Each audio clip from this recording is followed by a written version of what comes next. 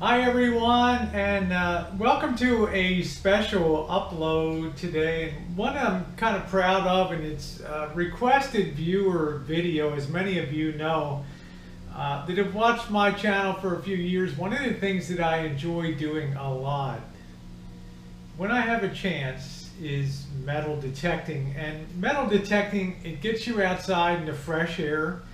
It's good exercise because you're bending and you're digging and you're working all of your muscles, and sometimes you get lucky and you find some really cool stuff.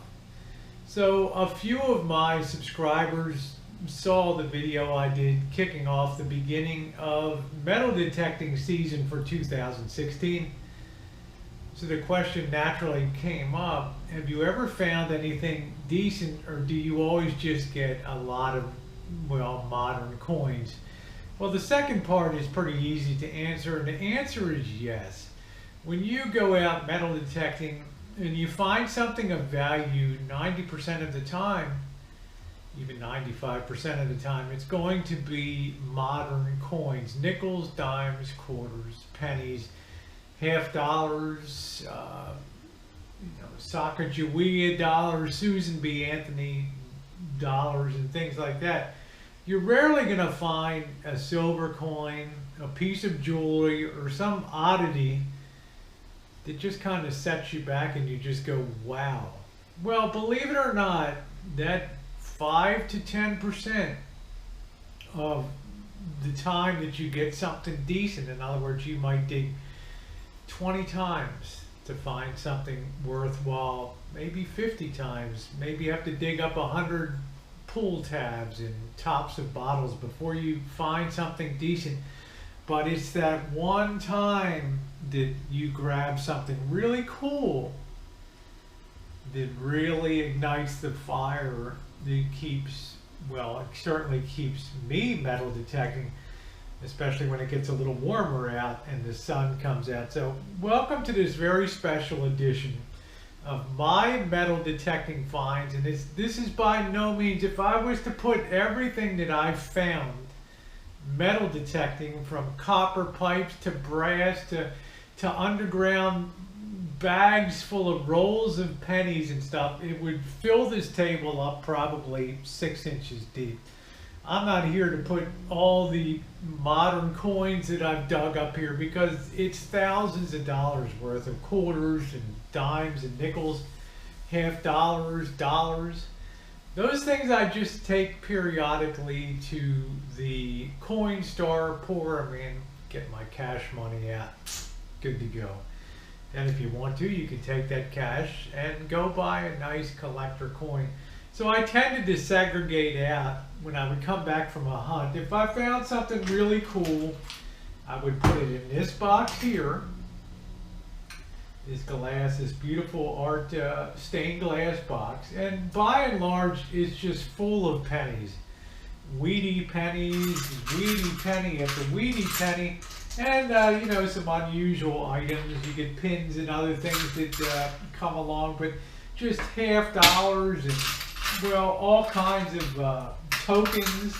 People go to Chuck E. Cheese or a public toilet token in San Francisco. Well, you got to have one of them. If you got to go, right?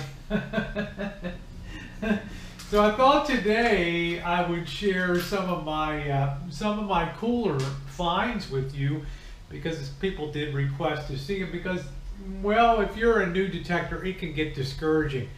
You got the fire the first time out, the second, the third, the fourth, the fifth time, and you come back with a pocket full of modern change, and you think, oh, is this all there is? Where's the silver? Where's the gold? Where's the rings? Well, they're down there, but you got to remember, when you're going to places like high schools, the athletic fields, public places, parks, they will have been hunted like crazy.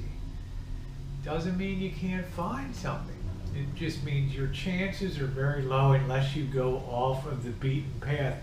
And this is the mistake some people make when it comes to detecting, is they don't realize that the way you see that park, for example, today, is not the way it was 50, 60 years ago. Things move, plantings are different, trees get cut down, trees get planted, and the result is that if you go off the beaten path of, well, flat grassy areas and get into ivy and ground covers and things like that along the sides of streams, you have a much better chance of finding something worthwhile. Well, enough of my blabbing. Let's come down. I have things segregated by jewelry. I have things segregated by oddities. I have things from foreign coins. I have silver and things like buffalo nickels here. And I have what's called the things that really touch my heart, that were unusual. That well, I'll let you take a look at them and see what you think. They mean a lot, something special to me.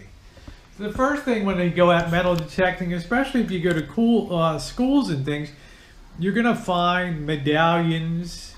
People lose them off of keychains and things around their neck. And this was obviously some type of pewter. It's a Jeff Gordon. He's a local boy, made good on the NASCAR circuit, local Novato, the city of Novato in Marin County, the Rose City Invitational tournaments here in Santa Rosa, Laguna Youth Soccer, things like that. So you're going to come up with things like that, and that's going to be, once in a while, not too often, but it's going to give you a good, strong signal. The other thing that you're going to get that boggles your mind sometimes, and I'm missing I had a big Mexican peso piece here, but I can't seem to lay my finger on right now in the bag of goodies in here. But it was a pretty big, old style Mexican coin. But this is this is a from France, a 10 franc piece, and I'm not exactly sure what the date is on that. I don't know, but I don't know what it is. I really can't. I'd have to clean it up a little bit to read it. It looks like, I don't know what it is, but Canadian $1 piece with the Queen on it. There that is. 5 cent 1988 Canadian nickel. And unusually a Norwegian coin. I guess I'll have to give that to my Norwegian princess here. Okay, so that's some of the foreign stuff that you get. And let's talk about some of the big size stuff that you get too. Unusually, because people confuse quarters and these things like the, I don't know if you even remember the Susan B. Anthony's from the late 70s. Probably one of the most unattractive coins ever made. They were worth $1. You're going to dig up quite a few half dollars. The Kennedy half dollars, you're going to find them. And the thing that surprises me most is these Sacagawea dollars, and I think they're so close to quarters that people often confuse them. So I've got five of them that I've found over time. And if you know anything about Americans, they don't like to carry a lot of change. When it comes to dollar denominations, they like it to start with paper and not coins. So the Treasury was always trying to foist a metal coin onto everybody as opposed to paper, but it just never quite catches on. If we come over to, well, kind of the oddities area, you see a sterling silver cigarette holder, which is kind of unusual. And it took me a while to figure out what that was, but that's actually a cigarette holder. They were very popular in the 1920s and 30s, and that's certainly styled like that. I already mentioned the toilet token, free token to use the toilet in San Francisco. sort of a coat of arms button here. It took me a while to figure this thing out, but if you look at this closely, you can see a Native American chieftain on there, and it's actually turned out to be, looks like a button that went on a coat. And I'll tell you, this has got to be pretty old. That. And don't worry, if you're waiting for the jewelry or the things that touch the heart, it's coming. And I can't tell you how many 12-step coins I found for AA programs. Keys, and this was kind of an unusual key here. And this was really strange. This thing was huge. I thought this was an old-time United States copper. This is from the Los Angeles County Sheriff's Department, and you might be able to make out on the back the building there, the Hall of Justice down there. So I'm not quite sure how old that is. But that's been down there a while for sure. And then I don't know. This looks like it was a pewter pin. I guess it should have been over with the jewelry. Yes, you do get silver and coins that are a little more unusual. I've pulled up quite a few buffalo nickels. And is often the case in California, the buffalo nickels tend to come out in pretty good shape when they come out of the ground. They don't come out all funkified. And they're actually come out fairly clean. You'll see some. I have a few in here that aren't even readable. They were buried in pine needles or something like that, but you can certainly see, and there's another Canadian. This was from 1948. But quite a few buffalo nickels. And some of the real pride I have, some of the half dollars, the Walking Liberty half dollars. Here. 2 1927 San Francisco Mint. Well, I guess that's just a Philadelphia. I don't know. I think that's a Philadelphia mint. And a 1928 San Francisco Mint. So some consider that the most beautiful American coin ever made, besides the. Well, I think that's it actually. Besides the Augustus St. Gaudens $20 gold piece. Beautiful. And then you're going to find the Mercury dimes, which were made until 1946, when the Roosevelt dime began after the death of Franklin Roosevelt in 1945. And I have quite a few of them. And also Roosevelt silver. And remember, silver was in our money until 1965, when it was removed. So some really cool stuff. I remember digging out this 1917 S, which is in pretty good shape. This was on the side of the sidewalk, kind of wedged in, maybe an inch deep in an older neighborhood, and I was really excited to have that. Another diamond, and Standing Liberty quarter from 1928. People today wouldn't even know that. Younger people today, these were made from, I think, 1913 until the Washington quarter came in 1932. It's got the eagle on the back. 25 cents.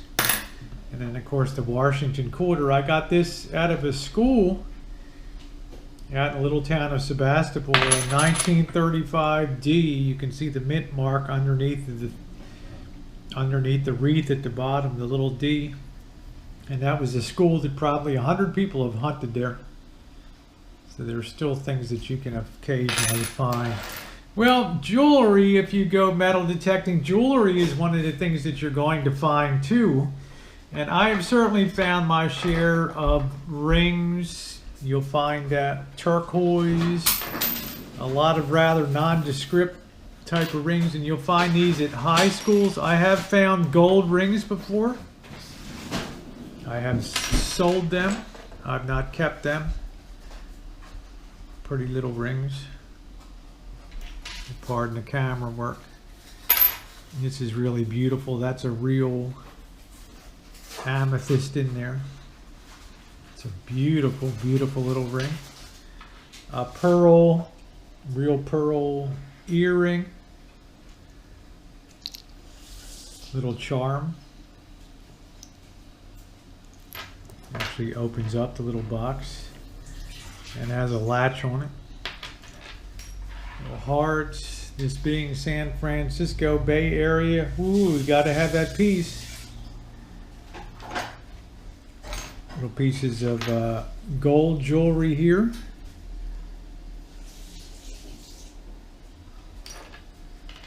Couple nice earrings. San Francisco Giants earring. More turquoise and onyx in that. And this I'm not quite sure what that is. It's a very colorful. Maybe somebody will be able to tell me out there. When you turn it, you get rainbow colors. And a few more rings. And a nice, nice sterling silver. Very fine chain. And a really cool crucifix there. So that's in the jewelry category. Now let's finish off with, you've been really patient. Let's finish off with things that mean a lot to me.